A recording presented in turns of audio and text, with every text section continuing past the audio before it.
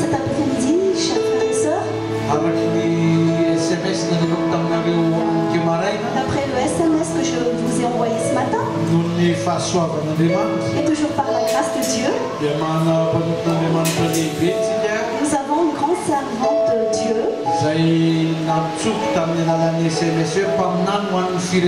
et que j'ai appelé dans le SMS un prophétesse pour le pays. Pourquoi est-ce que j'ai dit qu'elle était une prophétesse pour le pays?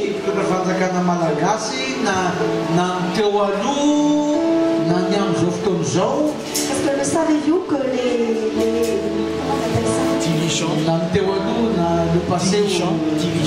oui, que dans le passé ou qu'actuellement les gens du gouvernement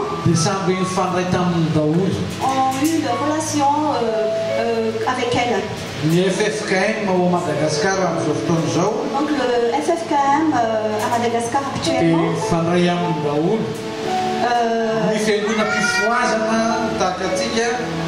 les églises évangéliques comme celle-ci, en résumé, toutes les églises agréées en fait comme une prophétesse de Dieu. Et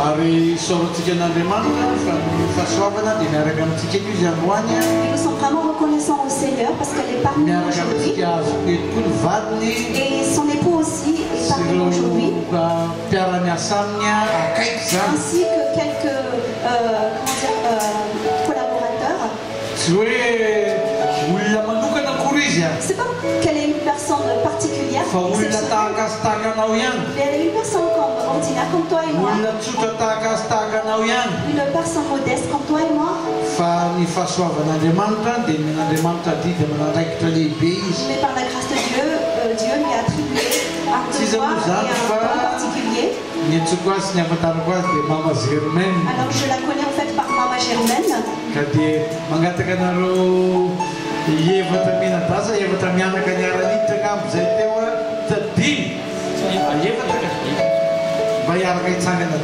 Donc je vous prie de vous lever si vous voulez bien.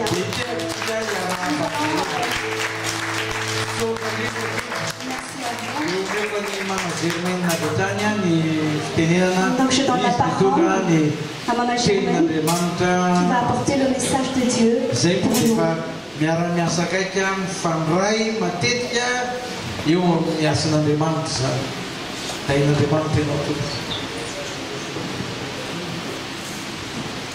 Alléluia.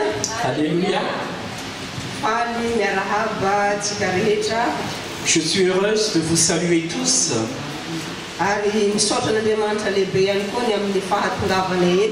Et je remercie notre Père Céleste de notre venue ici.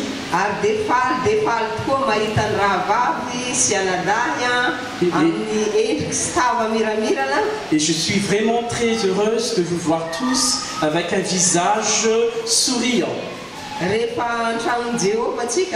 Lorsqu'on est dans la maison de l'Éternel, puisque nous sommes un, donc nous sommes joyeux. Parce que nous sommes d'accord que nous sommes des personnes sauvées. Même si nous habitons sur cette terre, mais nous sommes dans le ciel.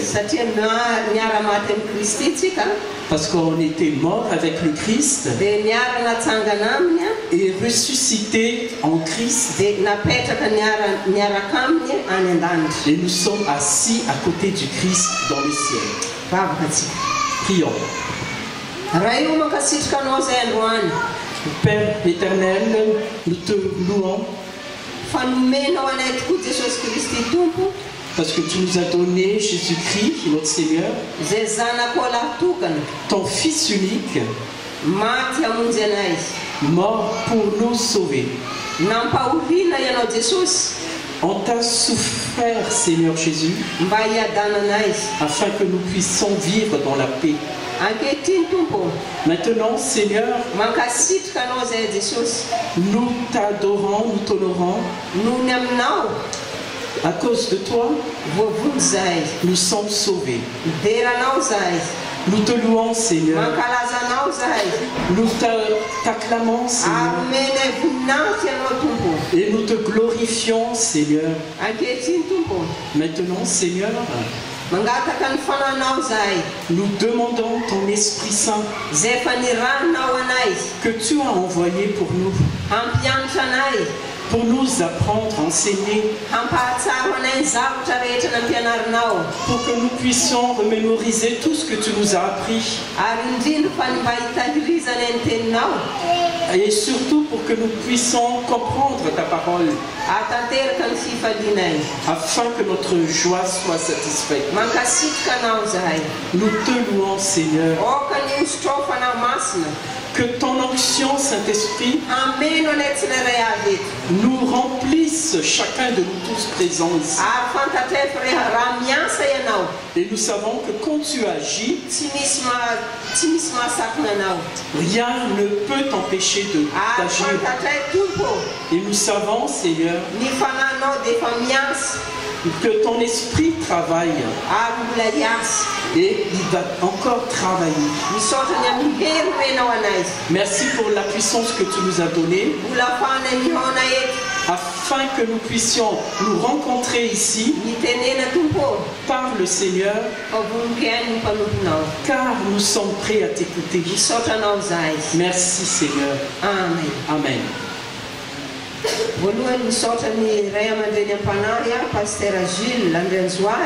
J'aimerais remercier le Père spirituel, Pasteur Jules Jézois,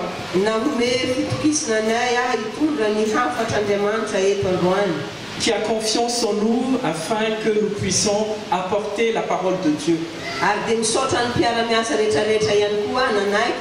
Et nous remercions aussi vous tous qui sont ses collaborateurs. Et nous vous remercions aussi de votre présence dans ce lieu.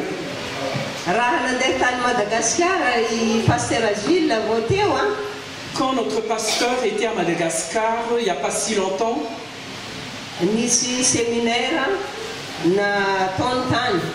il avait organisé un séminaire là-bas. Et je suis parmi ceux qui ont assisté à ce séminaire. Au troisième jour, il nous a dit que c'est une conversation familiale, conviviale, mais pas une prédication.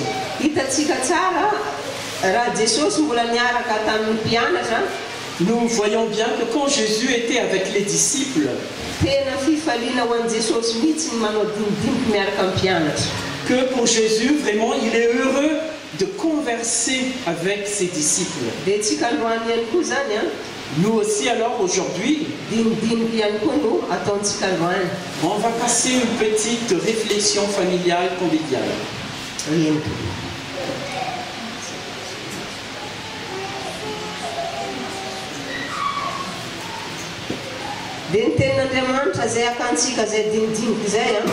Donc, la parole de Dieu que nous allons voir.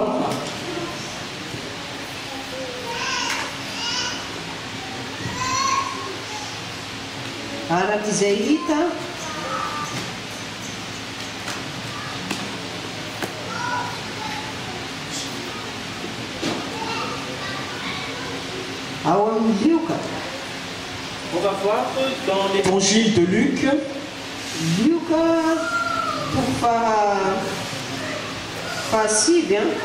Luc chapitre 9, verset 32. Luc chapitre 9, verset 32. 23.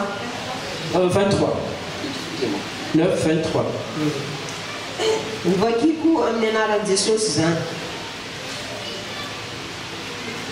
Arguiku Jesus tamin'izy rehetra raha misy te hanaraka aoka izy handany tenany dia hitondra ny hazo fijaliany isan'andro ka hanaraka.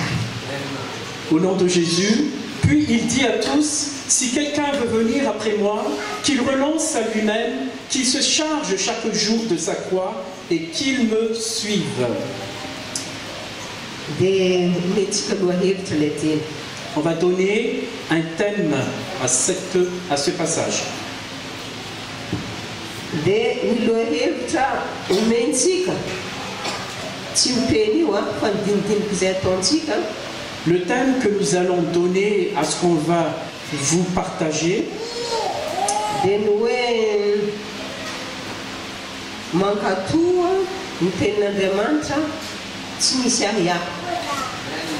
c'est accomplir la parole de Dieu sans douter.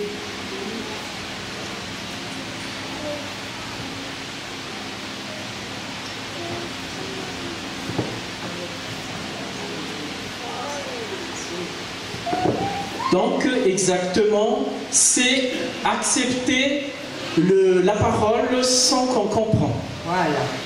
Zay ny tegna tiako hiaviny fa sarofiany moa le malagasy atao teny frantsay. Manaiky anjambany fotsiny na tsy fantatrao ary fa tonga dia efa manaiky fotsiny. Alléluia. Accepter même si on ne comprend pas la parole de Dieu, on l'accepte. Ny programme n'Andriamanitra nanomboka tamin'ny voalohany tamin'ny faharina.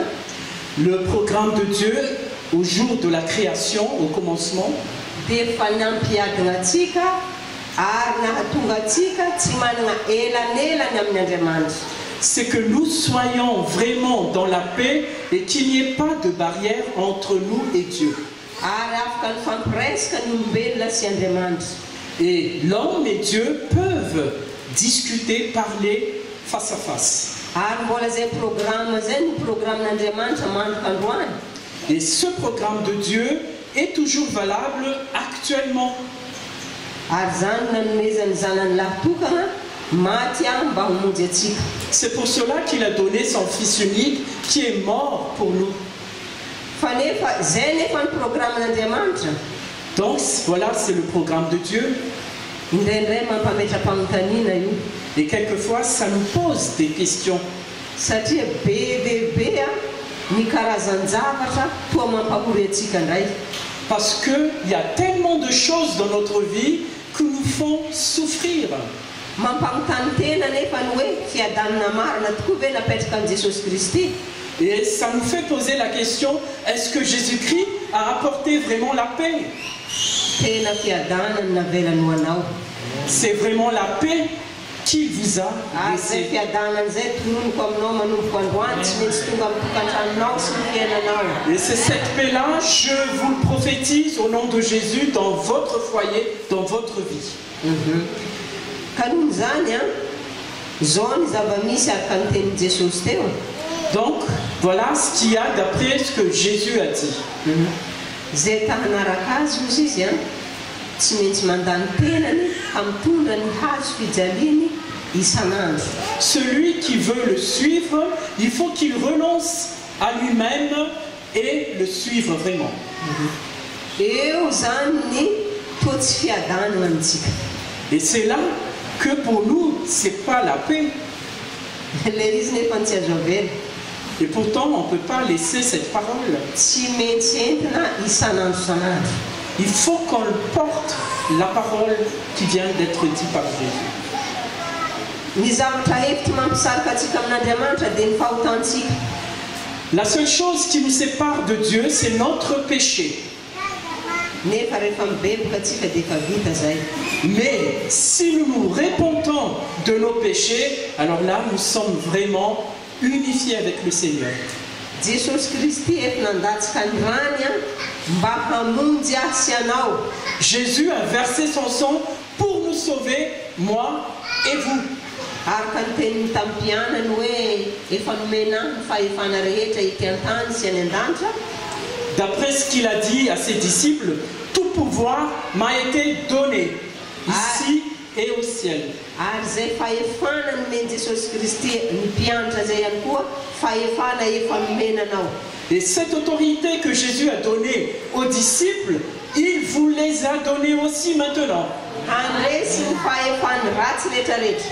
Afin que nous puissions vaincre tous les pouvoirs des ténèbres. Donc raha ny aditsaintsika zao a. Donc si nous avons nos problèmes, Raha ny problème tokantrano a. si nous avons des problèmes de couple, de mariage, Raha ny problème ny zanaka maditra. si vous avez des problèmes avec vos enfants qui sont turbulents, Raha ny problème na mety trosa. si vous avez des problèmes d'endettement, Dia ny hazo fijaliana tsy maintsy indesina zay. donc c'est une croix que vous devrez porter. Nefa matokia ozy izy ny tompo a. Mais Dieu, Jésus a bien dit, Fa za efa naharesy a ireo zavatra rehetrarehetra reo. il a bien dit qu'il a tout vaincu, toutes ces choses-là, Jésus-Christ. Fa tsy maintsy hoentina ny hazo fijaliana. Il faut que nous portions notre croix.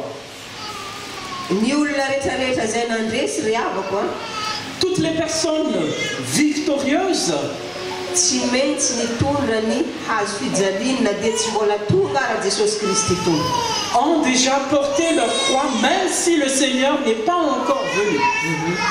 Niantso an'i Abrahama zao a Andriamanitra. Dieu a appelé Abraham Tahaka ny antsonanao ihany koa.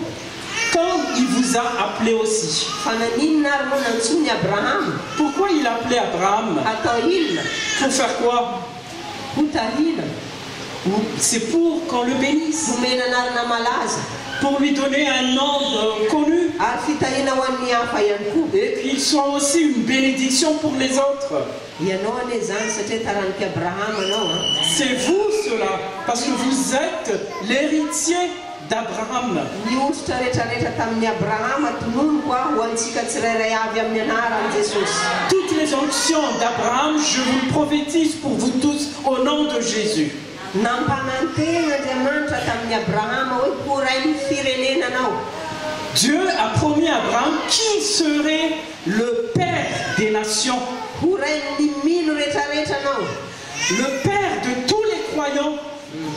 Nefa ny alohan'izay nefany Mais avant cela, hatongavany amin'izay hoe maharain'ny mino azy zay. avant qu'il soit vraiment le père des croyants, Ny zanany lavitokana no nangatan'Andriamanitra atao fanatitra. Dieu a demandé à son fils unique, Isaac, pour qu'il soit sacrifié pour lui. Zany zao fa manambara amintsika sahady. Cela nous dit vraiment, Hazo fijaliana zay. c'est une croix pour Abraham. Voalohany zany ka Abrahama dia tokana. Au début, le fils d'Abraham est unique. Nefa ny teo aloha fa niteraka tamin'ny Agara izy a. Nefa nirony zaza tamin'ny Agara.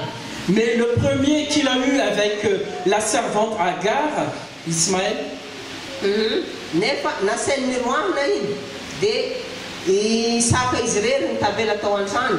Dieu a demandé que Abraham renvoie dehors ce fils-là, Ismaël, et qu'il garde Isaac. Nefa iny zaza tokana sisa indray a no nirahany hatao fanatitra Mais Dieu a encore demandé à Abraham pour Isaac qu'on lui offre comme un sacrifice. Indraindray misy amin'ny fiainantsika io. Quelquefois dans notre vie, nous avons cette Tenenany situation. tompo mihitsy atsika indraindray fa sarotra amintsika le izy. Quelquefois, le Seigneur nous le dit, mais c'est trop difficile pour nous d'accepter. Impirompiro moa atsika indraindray efa sahirana. Combien de fois nous sommes vraiment dans le problème? Dia ozy izy paster indray hoe atolorondray zay vola sisa any amintsika any anaovana fiambona. Et alors là, le pasteur nous demande d'offrir une offrande pour qu'on puisse acheter une église. Nefa ozy izy Jesosy hoe zay mamafy no mijinja. Alors que Jésus a bien dit que celui qui sème moissonnera. Fa sarotra amintsika le izy. Mais c'est trop difficile pour nous. Ary zay anisan'ny hazo fijaliana. Et c'est une croix pour nous cela. Mavesitra amintsika le izy. C'est très lourd pour nous. Nefa hiteraka famonjena. Et pourtant, ça nous donne le salut. Ary manonona sahady amin'ny anaran'i Jesosy a. Et je prophétise au nom de Jésus, Na inona ny sakrifisy nasain'i Jesosy nataonao. quel que soit le sacrifice que Jésus vous a demandé Dia nataonao.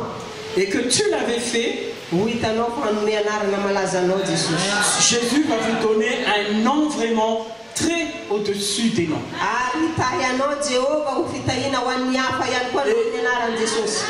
Et le Père va vous bénir et vous serez une bénédiction pour les autres. Il y a un deuxième exemple qu'on peut prendre aussi. Le prophète Élie.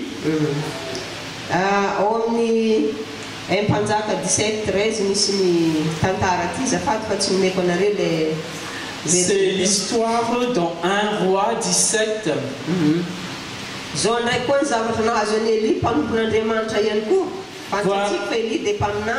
Voici l'histoire que Élie a vécue en tant que prophète de Dieu.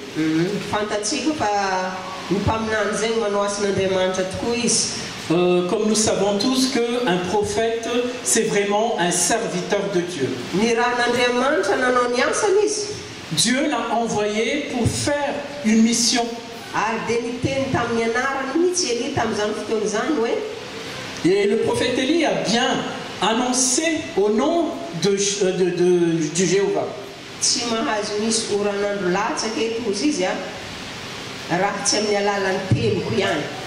Qu'il a bien dit qu'il ne pleuvra pas selon ma parole.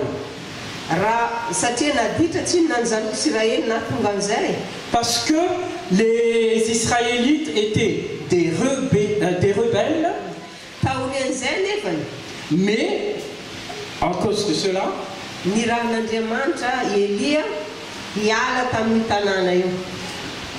Dieu a envoyé Élie de quitter cette ville.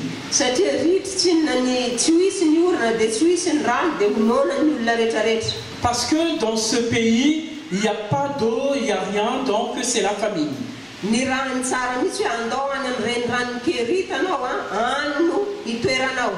Alors Dieu a envoyé Élie d'aller à la source de Kérit.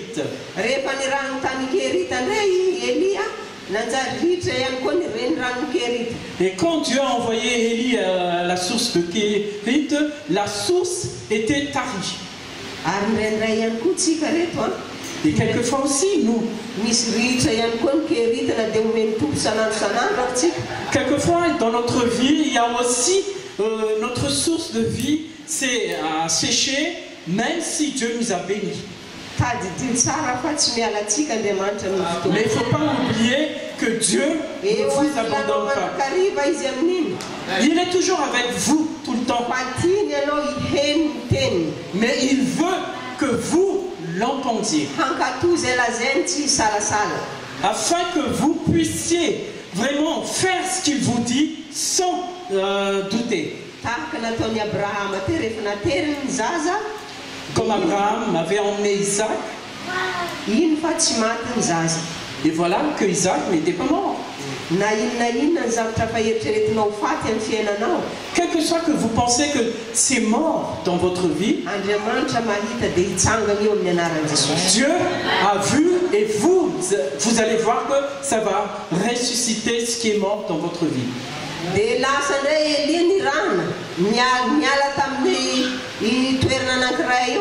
Alors voilà Élie qui est parti de ce lieu, la source de Kérit.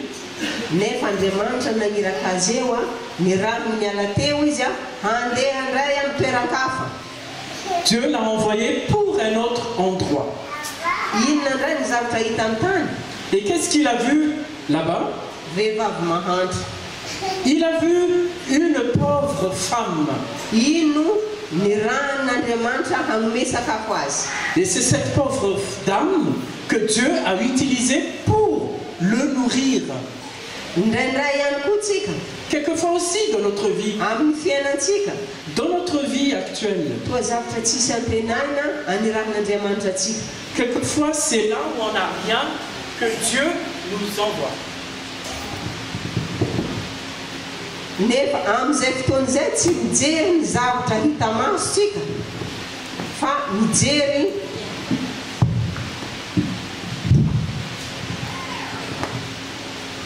Excusez-moi.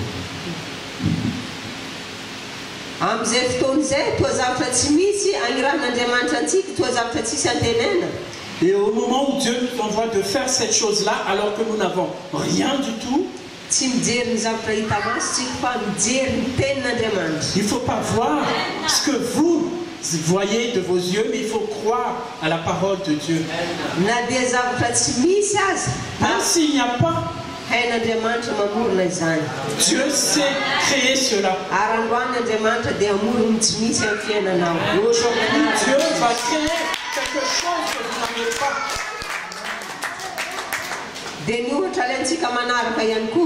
Il y a aussi encore un autre exemple.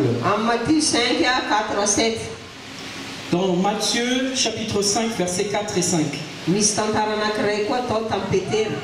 Il y a une histoire concernant Pierre. Pierre était tellement fatigué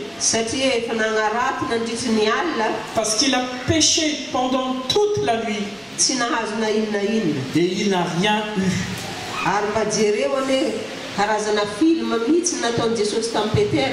Et regarde bien, mais on dirait que c'est un film que Jésus a fait à Pierre. Quand les gens viennent de pécher et qu'il arrive sur le bord de la mer,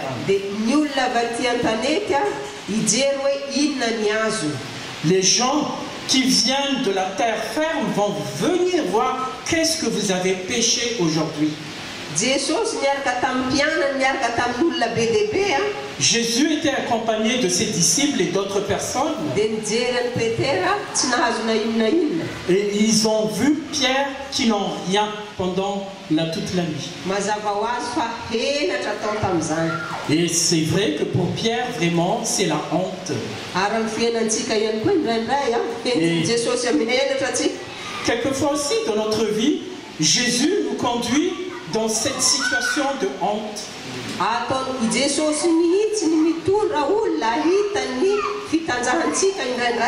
Et quelquefois, Jésus est accompagné de beaucoup de monde pour que tout ce monde-là nous voit dans notre nudité.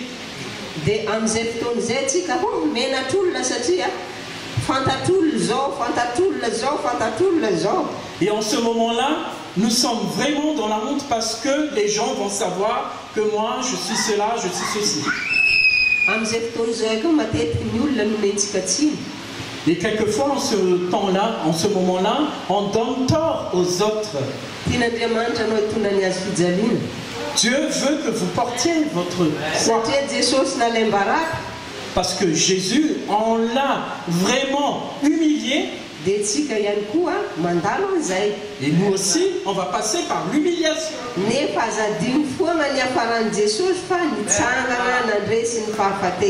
il ne faut jamais oublier la fin de la vie de Jésus. Lui, il est ressuscité et il a vaincu la mort. Avec ce qu'on t'a humilié, tu vas te lever là. Et regarde bien Pierre.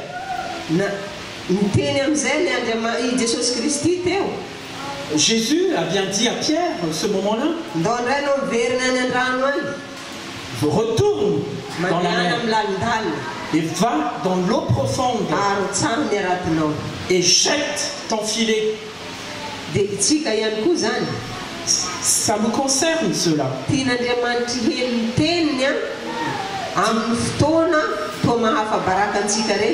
Dieu veut que nous entendions sa parole au moment où nous sommes humiliés devant tout le monde. Et il veut que nous prions de plus en plus. Parce que la croix vous apporte la victoire.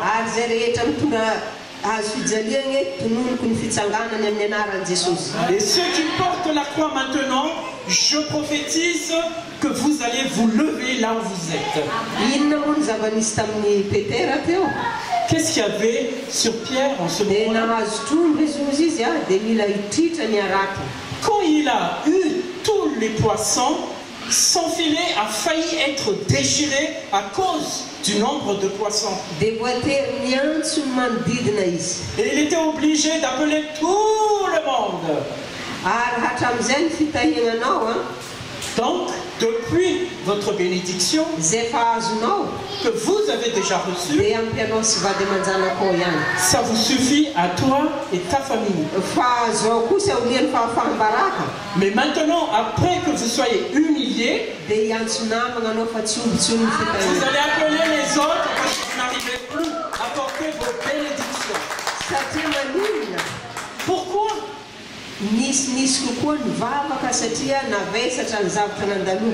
Parce que vous avez tellement prié dans ces moments durs, alors Dieu a répondu. Vous êtes fort spirituellement. À cause de notre croix,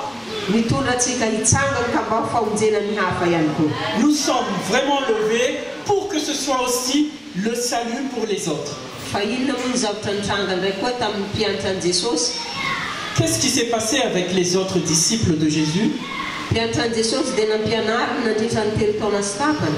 Les disciples de Jésus ont été enseignés par Christ pendant 3 ans et demi. Ils ont bien entendu. Quand je partirai,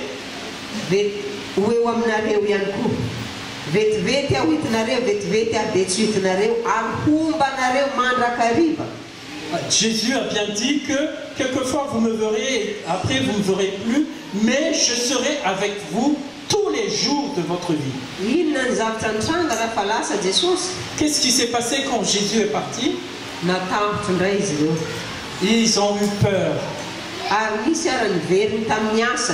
Et il y a même eu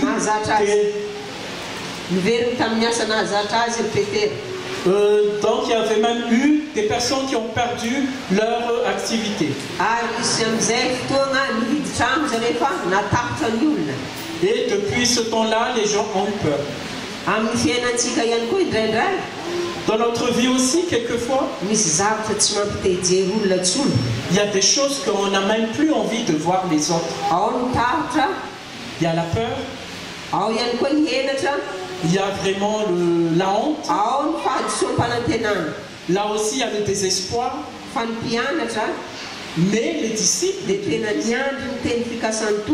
ont entendu les promesses de Jésus. Le jour de Pentecôte, le Saint-Esprit est arrivé. Alors vous aussi, Dieu vous a déjà donné une promesse. N'est-ce pas? N'est-ce pas?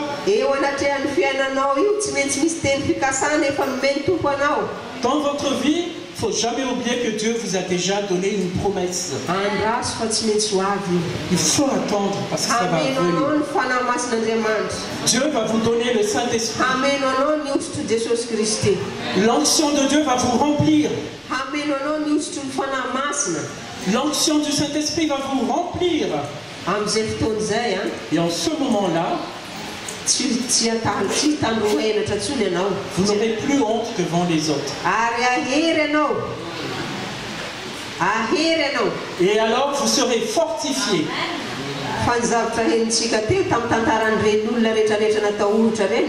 Mais ce que nous avons entendu par toutes les histoires d'exemples qu'on a racontées, la croix, il faut la porter. Et la parole de Dieu, il faut vraiment l'écouter. Donc il n'y a pas à discuter sur la parole. Mais quelquefois, comment on va accomplir cela, Seigneur? Moi, mon mari, quelqu'un l'a déjà pris et tu demandes que j'aille aller la voir pour la pardonner?